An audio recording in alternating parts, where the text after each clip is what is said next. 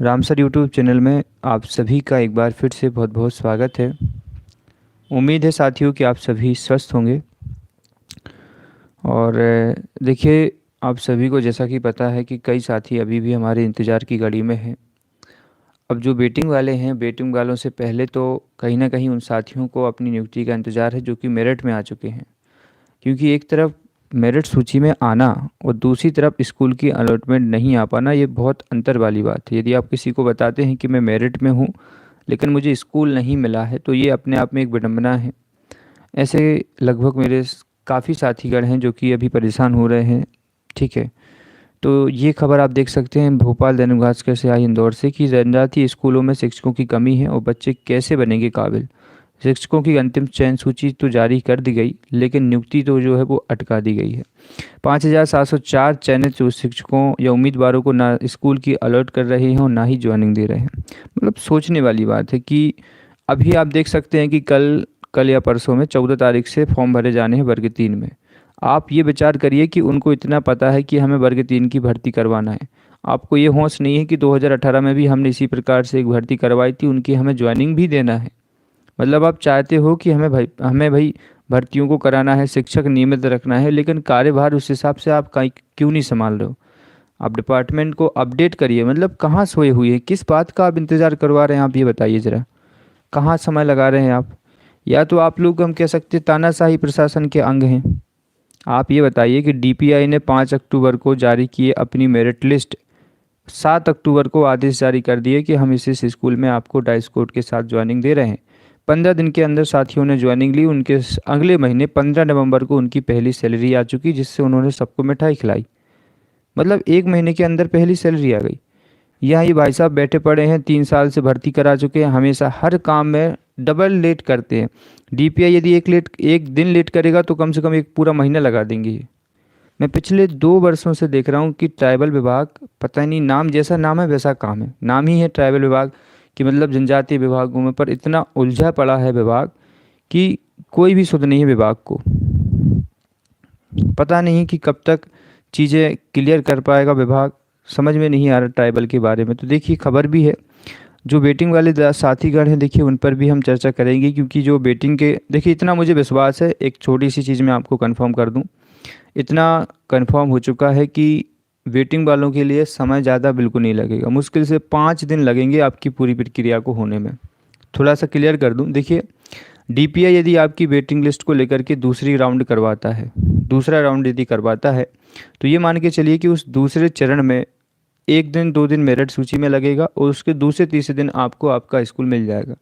मतलब ये सोचिए, यदि हम रहे हैं कि भाई हमें कोविड का डर है, हमें स्कूल का डर है कि भाई स्कूल बंद हो रहे हैं, या फिर हम कह सकते हैं कि चुनाव की आचार संहिता लग रही है, तो इस पे हम थोड़ा आगे चर्चा और करेंगे। पहले इस खबर को थोड़ा देख लीजिए। जो भी स्कूल वाले हैं, जनजातीय विभाग वाले हैं, सरकार की एक तरफ आदिवासियों के विकास के लिए लगातार बड़ी घोषणाएं कर रही है, वहीं दूसरी तरफ विभाग ने चयनित शिक्षकों के लिए अलॉट नहीं किए जा रहे हैं। भास्कर में खबर प्रकाशित होने के बाद भी जनजातियों की अंतिम चयन सूची तो जारी कर दी गई, लेकिन हाई सेकेंडरी में ज्वाइनिंग, सॉरी, जारी कर हाई सेकेंडरी में ज्वाइनिंग भी दे दी, लेकिन मिडिल स्कूलों के लिए प्रक्रिया ठप है। जनजातीय विभाग के शिक्षकों में 2200 पद हाई सेकेंडरी एवं 5,704 पद मिडिल स्कूलों में सालों से रिक्त हैं।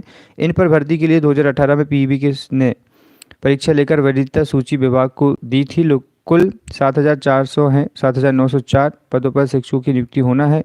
विभाग ने 4 साल अंतिम चयन सूची तक जारी नहीं की, जबकि डीपीआई चयनित शिक्षकों को महीने पहले नियुक्ति दे चुका है। मामले को भास्कर ने 11 नवंबर के अंक में प्रमुखता से प्रकाशित किया था। इसके बाद विभाग के अधिकारियों ने हरकत में आए और 18 नवंबर को विभाग ने अंतिम चयन सूची जारी कर दी। हाई सेकेंडरी पद वाले पदों पर तो नियुक्ति दे दी है, लेकिन मिडिल स्कूलों के लिए पात्र उम्मीदवारों को स्कूल अलॉट कर ज्वाइनिंग नहीं दी है। यानी विभाग ने एक बार फिर प्रक्रिया को ठंडे बस्ते में डाल दिया है। 15 दिन बीतने के बाद भी कार्रवाई आगे नहीं बढ़ी है। तो यही है कि भाई हमें और कितना वेट करना पड़ सकता है। कहीं ना कहीं ये बात सामने आती है कि क्यों आपको जब भर्ती नहीं करानी थी, आप उसके लिए समर्थ नहीं हो, तो आप इस प्रक्रिया को अपने साथ रखते ही नहीं। आपने वर्ग 3 में भी ऐसे ही किया है। अभी भी आपने पदों को स्पष्ट नहीं किया है और कह रहे हैं कि हम भी आपके साथ में भर्ती करा रहे हैं। जब आपको विभाग में ही कार्यवाही नहीं हो पाती है, विभाग ही आपका इतना सक्रिय नहीं है, नीचे देखिए जरा, यहाँ के विभाग के जो अधिकारी हैं वो फ़ोन ही नहीं उठाते। मामले में आदिम जाति कल्याण विभाग के जो मंत्री हैं मीना सिंह जी, सचिव हैं पल्लवी जैन गोयल जी, आयुक्त हैं संजीव सिंह जी, डायरेक्टर हैं मुन्ना सिंह तोमर जी। इनसे संपर्क किया पर किसी ने फ़ोन रिसीव नहीं किया। ये क्या है, जनसेवक हैं, लेकिन अब वो केवल जनसेवक कहाँ के बन चुके हैं, केवल विभाग के हैं। उनको यही नहीं पता कि ये विभाग पूरे मध्य प्रदेश में संचालित है। हर एक बच्चा, हर एक स्टूडेंट हमारे लिए महत्वपूर्ण है, उसके लिए समस्त जानकारी देना हमारा काम है। आरटीआई लगा के यदि हम इस चीज़ को देखें, यदि हम सीएम हेल्पलाइन पे फिर कांटेक्ट करें तो समझ में आती चीज़ें कि भाई हमें स्पष्ट कीजिए। आप देखिए, कहते हैं ना कि लोकतांत्रिक देश है, काहे का लोकतांत्रिक, किस चीज़ का लोकतांत्रिक देश है, जनता का शासन कहाँ दिख रहा है प्रजातंत्र में। हमें ये चीज़ समझ में नहीं आती कि आप समय कहाँ लगा रहे हैं, उस चीज़ को सबके सामने ला के क्लियर कीजिए। ये आपकी कोई प्राइवेसी का मामला नहीं है, ये सबकी बच्चों की ही चीज़ें हैं।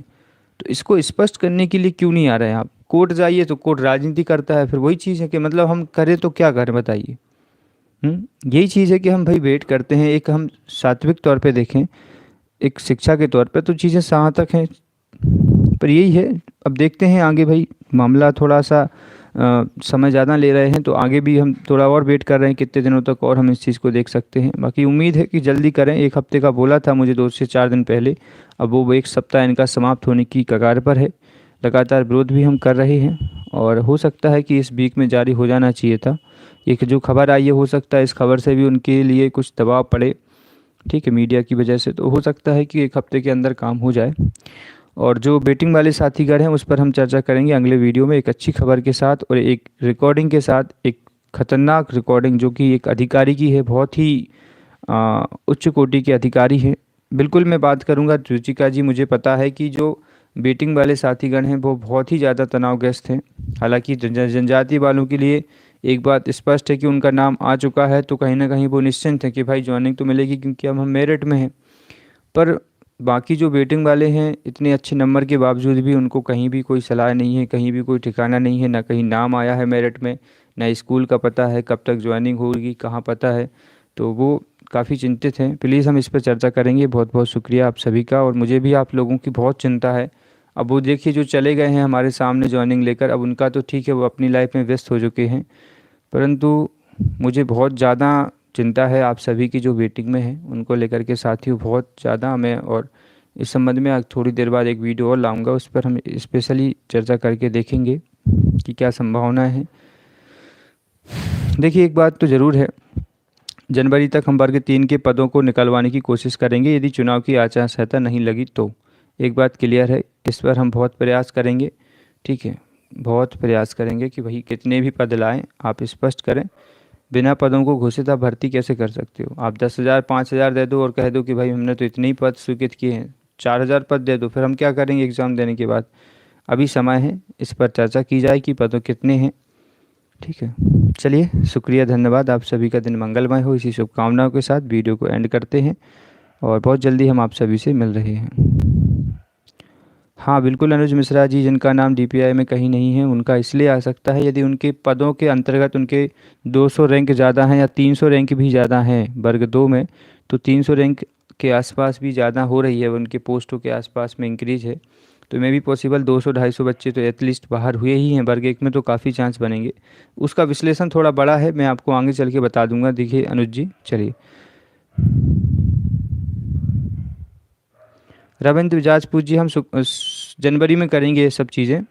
एक बार फॉर्म भर जाएं वर्ग 3 की ओर, ठीक है, फिर हम मीडिया में इस बात को रखेंगे। चलिए शुक्रिया, धन्यवाद। बिल्कुल अनुज जी, ठीक है, शुक्रिया, धन्यवाद, जय हिंद।